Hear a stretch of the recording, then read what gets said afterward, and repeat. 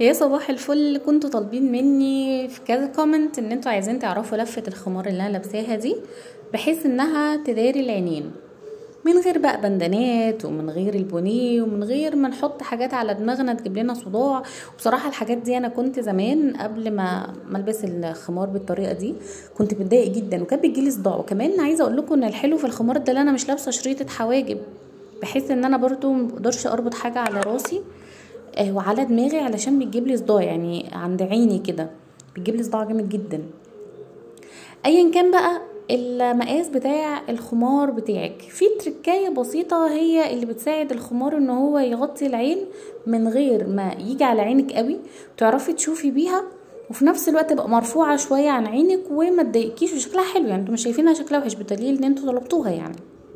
بصي يا ستي، لما تيجي تحطي الخمار على راسك وانتي بتتنيه من الجناب، ما تتنيهوش من قدام، اتنيه من فوق من ورا. يعني بصي كده مكان ما انا بشاور لكم دلوقتي، التانية بتبدأ من فوق. ليه؟ ده بيساعد ان يكون في تهوية كده في الخمار، وفي نفس الوقت بيكون طالع ببوز شوية قدام علشان ما يكونش لازق في عينك.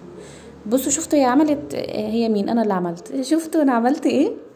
يعني التانية جت منين؟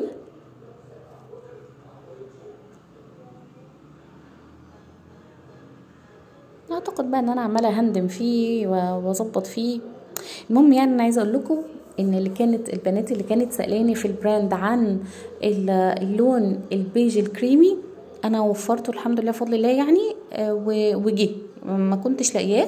اللون اللي انا لابساه ده مش ده الكريمي، ده الاغمق سنه، لكن اللي جه اللي هو الفاتح خالص، هو مش اوف وايت. بصوا الفرق ما بين اصلا الاوف وايت وما بين البيج عامل ازاي. ما علينا، ايه الماركتنج اللي ب3 جنيه ده. بصوا تاني غلط بقى المفروض ما تعملوش، ان انتوا ما تجيبوش البوز بتاع النقاب تتنوه جامد قوي لفوق.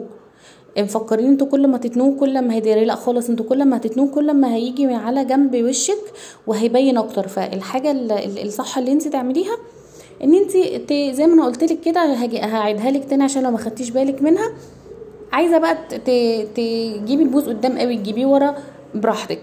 هتبداي التانية من فوق من عند راسك من فوق، مش هتبدايها من تحت، علشان دي بتساعد ان النقاب بتاعك يبقى في تهوية وفي نفس الوقت مداري عينيكي.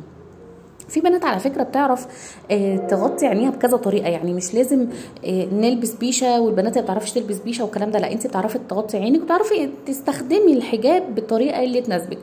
سيبكم من ورا ده علشان الخمار ده تقريبا 1.10 متر، فهو قصير.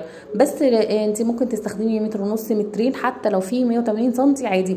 عايزه تحطي دبابيس من الجنب ما انصحكيش، مش بحبها وما بتظبطش وبتنتش الخمار. يا رب يكون عجبكم.